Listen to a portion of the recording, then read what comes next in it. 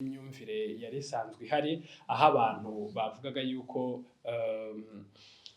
business ari ibanga ry'umuntu ku giti cyiwe. Iyo ni imyumvire ya kera twabonye ko nyiri business ari we ugomba gukora ibikorwa byose bihandoringa business yose. Ndamutse ndwaye, ndamutse ngiye mu kiruhuko, business yanjye yaraninga neza cyangwa yakomeza igakora nk'uko yari isanzwe ikora. Ibyo rero ni imitekerereze. Nka kwa kundi ngo kuvuga ngo ngewe sinshaka kuzaba umukozi ubuzima bwanjye bwose, ndashaka nanjye kuzasiga narakoze business. Iyo ni imitekerereze. Niyo mpamvu rero tubasaba yuko umuntu ushaka uwo ari wese, umubyeyi yaruhiye igihe kirekire, washobora kuba atarabatembereye, by the way, ashobora kuba ataratembereye, ashobora kuba yarabiruhiye, ariko yarapfuye ajyana na rya banga rya business. Ni byiza rero gutekereza mu buryo bwa systeme, ku buryo n'umwana wawe nubwo yagira ikibazo cy'ubushobozi buke bwo kumva n'imyumvire, haba hari systeme imurinda kuba yatakaza ibyamufasha ubuzima bwe bwose, kuko kuyubaka ni ibintu byoroshye iyo ufite ayo mahitamo.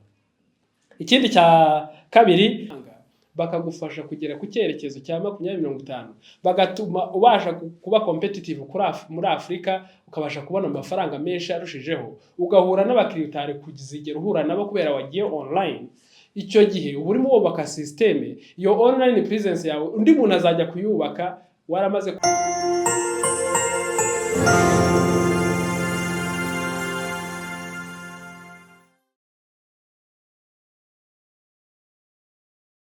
muraho neza, murakaza neza nanone kuri Mix Venture. Nkuko twabibabwiye rero, tuzakomeza kugenda tubagezaho ibiganiro bibahindura ubuzima kandi bikabafasha mu buzima bwa buri munsi. Uyu munsi rero tugiye gukomeza n'ikiganiro cya kabiri giherekeza cya kiganiro twagize ubushize, kivuga ku bijyanye n'imitekerereze traditional abantu bagomba gusiga, ahubwo bagatangira gutekereza mu buryo bwa systeme. Ubushize twabasobanuriye ibijyanye na systeme, ariko mbere nanone yuko nkomeza, kuko hari abashobora kuba batwumvise bwa mbere, impamvu noneho iki kiganiro kigomba kuba cyiza kurushaho nuko kijyanye n'ubumenyi bw'umwihariko nanjye mfite. Muri make nize lisanse mu bijyanye na education, nyuma nza gukora masters muri business and administration, narangije n'amasomo yo kuri PhD level ku bijyanye na management science and engineering, ndetse mpabwa n'amahugurwa ajyanye na quality management system ISO 9001 2015, nkaba mfite certification yayo, nkaba nafite ndetse na audit yayo, guidelines of audit of quality management system, nayo training baguha yo kugira ngo bashe gukora audit mu bijyanye na quality management system. Ubwo bumenyi rero bwose ndabuhurije hamwe, havamo ikiganiro cyiza gishobora gufasha buri wese, yaba ari umuntu mutoya, yaba ari umuntu mukuru. Abo bose icyo bakeneye ni ikintu kijyanye n'imyumvire yari isanzwe ihari, aho abantu bavugaga yuko business ari ibanga ry'umuntu ku giti cyiwe. Iyo ni imyumvire ya kera twabonye ko nyiri business ari we ugomba gukora ibikorwa byose bihandoringa business yose. Hazaho nyuma ndetse no kuvuga ngo ububasha bwose, cyane cyane ku bijyanye n'amafaranga, bugomba kuba ari ubwo ku muntu. Tongera kubona nanone ko ashyira abakozi mu kazi in case aramutse yagize n'abakeneye, ashingiye ku kimenyane ndetse n'ikene wabo na bene wabo, kuko abavuga ati niyo yandya aba ari umwana wanjye, yaba ari mwene wacu, yaba aho kugira ngo abashe gutekereza mu buryo bwagutse. Uyu munsi rero twabazaniye igisubizo kijyanye n'uburyo ugomba gutekereza mu buryo bujyanye na system. Gutekereza system ni ukuvuga ngo uba warangije kurenga ibintu nka bitatu twabonye ubushize. Umuntu ukora uwo ari we wese agomba kugira igihe cyo kujya mu kiruhuko. Ntibikwiye yuko business yawe ibikubakiyeho ngo nujya mu kiruhuko nayo bigiye mu kiruhuko. Icya kabiri, umuntu uwo ari we wese ni umukandida ku kuba yarwara cyangwa se yagira imbogamizi zishobora kumubuza kugera ku kazi nk'uko bisanzwe. Ntibikwiye yuko rero business ihagarara kubera yuko wowe ubwawe utabashije kuba uhari. Icya gatatu, kandi nacyo cy'ingenzi abantu bakunda kwirengagiza cyane, wibuke ko umuntu agomba gupfa. umuntu wese arapfa. Muri uko gupfa rero k'umuntu na business ntikwiye kuba ipfuye ngo ipfane nawe. Niyo mpamvu rero nk'umuntu ubyize ubifitemo expertise ubimazemo n'igihe ubifasha company ku buryo zishobora kuba zabasha gukora iyo system, ni byiza ko umuntu atekereza muri ubu buryo rero bwo gutekereza muri system, kuvuga se ndamutse ndwaye ndamutse ngiye mu kiruhuko business yanjye yaraninga neza cyangwa yakomeza igakora nk'uko yari isanzwe ikora. Ibyo rero ni imitekerereze, nka kwa kundi ko kuvuga ngo ngewe sinshaka kuzaba umukozi ubuzima bwanjye bwose, ndashaka nanjye kuzasiga narakoze business. Iyo ni imitekerereze. Niyo mpamvu rero tubasaba yuko umuntu ushaka uwo ari wese yatekereza mu buryo bwagutse bwo kuvuga ngo business ngiye kwitekereza mbona amafaranga. Koko ushobora gusiga imitungo myinshi ukavuga ati abana banjye nabasiga imitungo nibananira n'akazi kabo, ariko nzi amastori menshi y'ababyeyi bagiye basiga imitungo myinshi ugasanga umwana anayiriye mu gihe gito cyane. Hari nka story nzi y'abana babiri ababyeyi babasigiye amafaranga miliyoni bibasigiye sitasiyo bayigurisha miliyari imwe na miliyoni 500. Noneho umwana w'umukobwa n'umuhungu, umukobwa aramubwira ati ngiye kwitwarira 500 nigire hanze, n'ubundi yabaga hanze, nawe miliyari ni gupfana gusa, kandi ubwo hari kera, ubwo ngubwo nawe ubwawe uzaba ubaye nyine imbwa ku bwawe. Birangira afashe iyo miliyari akajya ajya kureba match muri za Manchester, kureba muri za Chelsea, nta business ihari ntaki, kandi na bya bikorwa byari bihari yabigurishije, bamukuye mu Bufaransa bamudipotinze. Iyo muganira arimo gusaba nk'icupa abakubwira ati ndashaka ko wangurira ka Hennessy, cyangwa akavuga inzoga ziremereye ku buryo za nzoga nyine zigura amafaranga, kuko nibyo yamenyereye muri iyo miliyari. Ntago azi nuko habaho za Primus cyangwa za Mitsingi ko umuntu usaba ashobora kujya hasi akaba yasaba izo, we bahisabirizo zo ku rwego rwo hejuru. Bishatse kuvuga ngo rero icyo yaburaga ni iki rero? Icyo yaburaga ni bwa bumenyi bwafashije wa mubyeyi we kugira ngo abashe kubona bya bintu. Yaza kuba bufite bwa bumenyi yari kubyongera, kandi nibyo byishima akabijyamo, ariko yahisemo gukonvatinga bwa bushobozi umubyeyi yaruhiye igihe kirekire. Washobora kuba atarabatembereye, by the way, ashobora kuba ataratembereye, ashobora kuba yarabiruhiye, ariko yarapfuye ajyana na ryabanga rya business. Ni byiza rero gutekereza mu buryo bwa systeme, ku buryo n'umwana wawe nubwo yagira ikibazo cy'ubushobozi buke bwo kumva n'imyumvire, haba hari systeme imurinda kuba yatakaza ibyamufasha ubuzima bwe bwose, kuko kuyubaka ni ibintu byoroshye iyo ufite ayo mahitamo. Ikindi cya kabiri ni ugushyiraho inyandiko igaragaza imikorere ya business. Gushyiraho inyandiko igaragaza imikorere, abantu nta business plan bashobora kugira. Ugomba gukora business plan isobanutse. Business plan ifasha umuntu wari wese kumva ko igitekerezo cyatangiye, icyo cyari kije gukemura, n'uburyo kizagikemura, naho kizakura isoko n'ibiki byose. Ibyo byose rero iyo umaze kubikora neza, uba ufite business ushobora kugira muri system. Ikindi ni ugucunga amafaranga yinjiye, kubera yuko y'ubwo bubasha wowe ubashije kugira. Ubundi business igizwe cyane cyane na management. N'ijambo ry'Imana rikorera nabivuga mwari mubizi. Muzi yuko ikintu cyari cyose utamanaginze neza cyangwa se utacunze neza kiragucika. Icyo utacunze neza kiragucika. Adamu na Eva babahaye iki? Adamu na Eva babaga muri iki? Muri Edeni. Babwira management ati iri tegeko nurirengaho bizagenda gutya. Byarangiye bananiwe kumanaginga iryo tegeko ari na rimwe. Mu gihe business igira amategeko agera nko kuri 3, ubundi ugomba kumanaginga abantu, ugomba kumanaginga amafaranga cyangwa resources, ugomba no kumanaginga igihe. Hari abantu rero igihe baba bazi ko bazagira igihe cy'ubuzima bwabo bwose, agatinda kwigisha abantu cyangwa system iyo ngo ayisiga aho ngaho kwisi. Twebwe icyo tuba twifuza ni ukubaka system izabaho imyaka n'imyaka. Niyo mpamvu n'ubushize nabahaye urugero rw'uko abazungu, nk'umuzungu, nk'igitabo cyitwa Think and Grow Rich cyanditswe n'umuntu amaze guha interview abantu bagera kuri ibihumbi 500, ku bantu 500 nimba atari 500, mbabare nimba nibeshye neza, ntibeshye. Noneho ababaza ibanga ryabafashije kugera ku ntsinzi, abo bose nta numwe warihishe. Nibyo yanditse mu mahame 13 muri icyo gitabo cya Think and Grow Rich, agaragaza icyo gitabo ntago ariwe cyari kigiye gufasha, yacyandikiraga abantu bose kugira babashe kukigiraho amakuru maze babashe kumenya ibanga. Ariko wowe ibyawe bigira ibanga, usanga ngo ahantu urangura ntuhavuga, nta muntu uhazi. Ubundi muri quality management system uba ugomba kuba waramenye izo risike zihari, nimba rwose business yawe ishingiye ku hantu hamwe urangura, umuntu amaze ahamenye na business yawe yahita ayikopi akayijyana. Ariko ntabwo ahita kopiya system wubatse y'abakozi bumva bakunda ibyo ukora, bumva n'impamvu business ihari, barangiza bakaba bagukorera mu buryo bukoroheye kugira ngo nawe nukenera no kuzaruhuka uzabashe kuruhuka.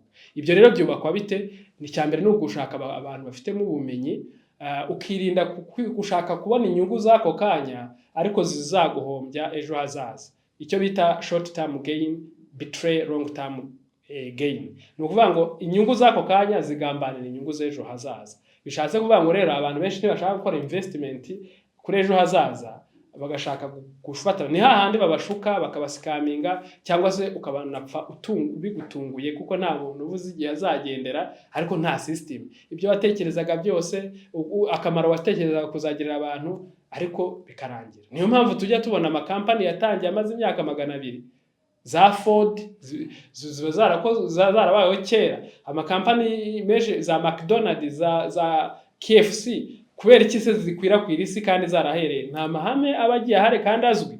Ariko twege business zacu urazitekereza ukavuga ati nyabonye nahita njya kuyaguramo imitungo nkareba ko azahora nyinjiriza iyo mitungo ngo niyo myiza. Ariko wibuka ko iyo mitungo wayibonye binyuze mu ibanga wakoresheje rya business kugira ngo ubashe kubona ayo mafaranga. Iyo urinoza byari kuba ibintu bihoraho ukazajya unayabona n'ahandi no mu bindi bikorwa byose.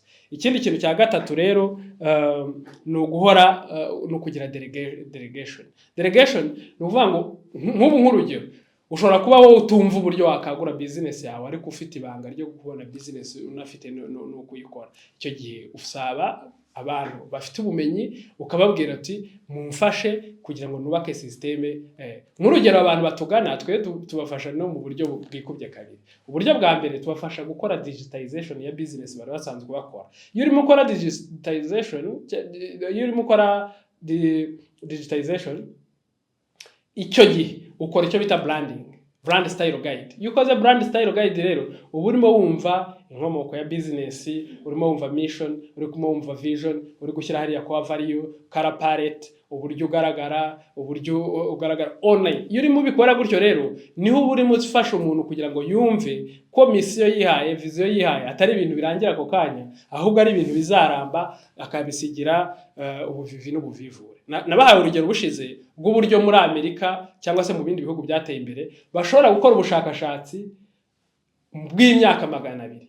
Tekereza nawe uwo generation ibukoze niyo yatekereje kubukora na protocol bakoze ntago ari izajya implementing n'ikindi gisekuru kizakurikiraho bikazagira akamaro ibisekuruza byabo. Bishatse kuvuga ngo rero natwe niko dukwiye kuba turiho kugira ngo natwe dutekere nk'ubu mu Rwanda kuri abashyiraho vision 2050, kandi ukabubona ko u Rwanda ari igicumbi cy'ubumenyi bishingiye ku bumenyi n'ikoranabuhanga. Kutegera abantu baguha ubumenyi bakagufashisha n'ikoranabuhanga bakagufasha kugera ku cyerekezo cya 2050, bagatuma ubasha kuba competitive muri Afrika, ukabasha kubona amafaranga menshi arushijeho, ugahura n'abakiriya utari kuzigera uhura nabo kubera wagiye online. Icyo gihe uba urimo wubaka systeme, iyo online presence yawe undi muntu azajya kuyubaka waramaze kumutambuka, waramaze guconnectinga n'abakiriya, waramaze uzarebe yukoze Google business profile bashyiraho imyaka watangiye wishyiriraho, kuvuga ati watangiye uyu mwaka wagize, that's a system. Ubwo se umuntu azaza kwigane ahita yigana na Google business profile, ahita agira na review nziza nk'izo wagize. Nukuvuga ibyo byose turabibigirije kandi tukabikabafasha ku buryo ufata systeme yawe ukavuga ati nanayiraga n'umwana wanjye yazarya ku byakomotse kuri iyi systeme kandi bikamufasha. Ariko kera twumvaga systeme nkuko twabivuze, ukumva systeme ngo niyo kugira bazamvumbure bamenye amafaranga ninjiza naho aturuka ngo mbashe gusora menshi. Ibyo ni imyumvire ibigize. Aho umuntu muzima akwiye kwishimira yuko yasoze menshi kubera yuko yafashije leta kugira ngo ibashe gushyira mu bikorwa imishinga yari ifite. Ubuse ko amafaranga y'umusoro yishyurwa n'umukiriya, ni byiza yuko kumva ko systeme wayubatse kandi ugize. Muri make rero tunagana ku musozo y'iki kiganiro, quality management system twarayibasobanuriye bushize ari kugira close 10.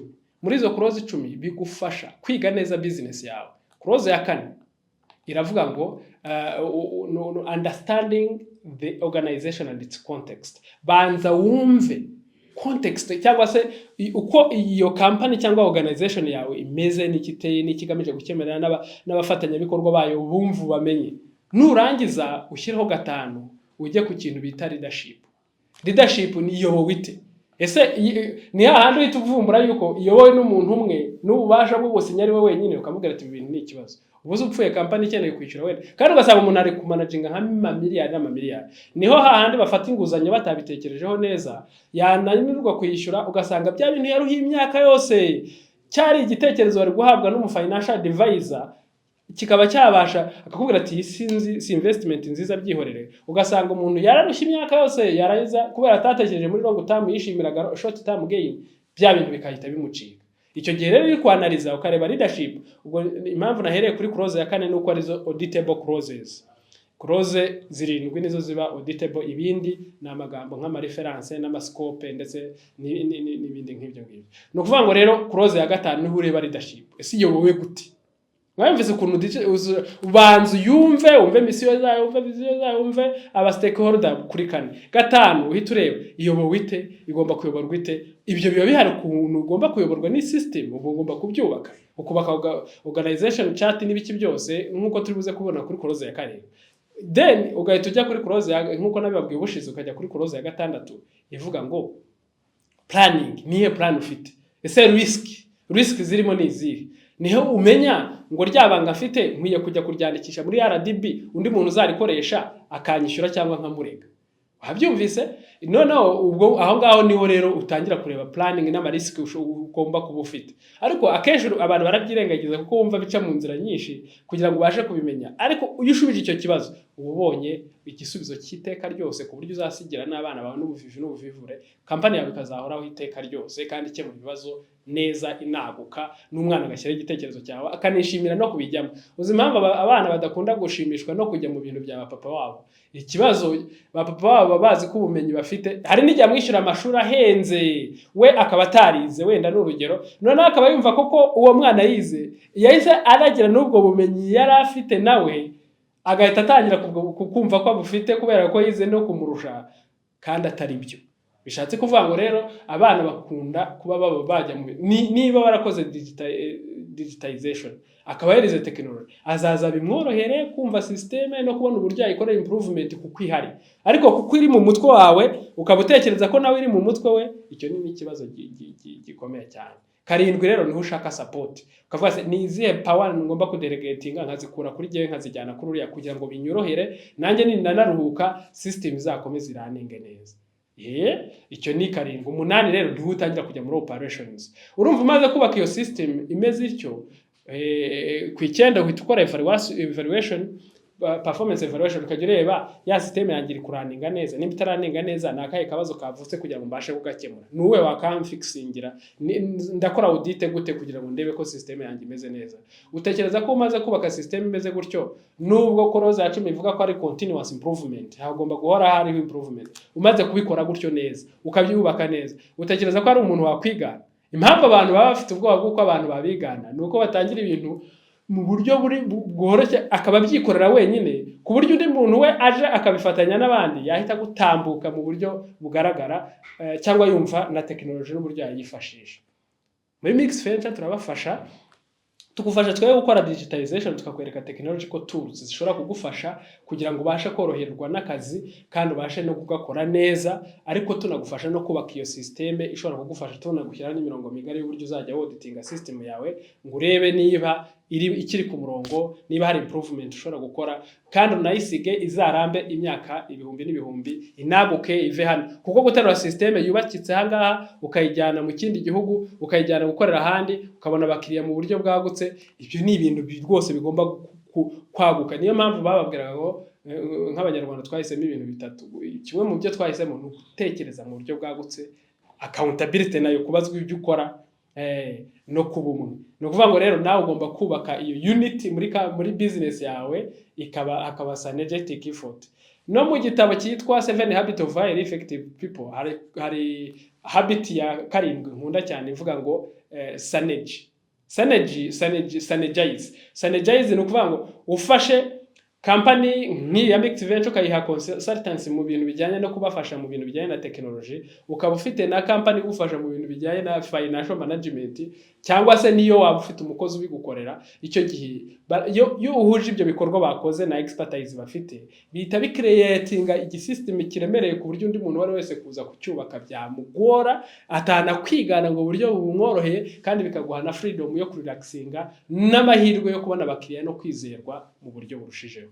Ndabashimira cyane ko mwakurikiranye iki kiganiro, ndizera ko muba kuri Mixed Venture kandi mwiga, kandi ndabizi niba iki kiganiro cyakunyuze ujye ugisangiza n'abandi kugira ngo babashe kwiga birushijeho, kuko icyo twihebeye ni ukubigisha ibintu natwe tuzi uko byadufashije mu buzima bwacu bwa buri munsi.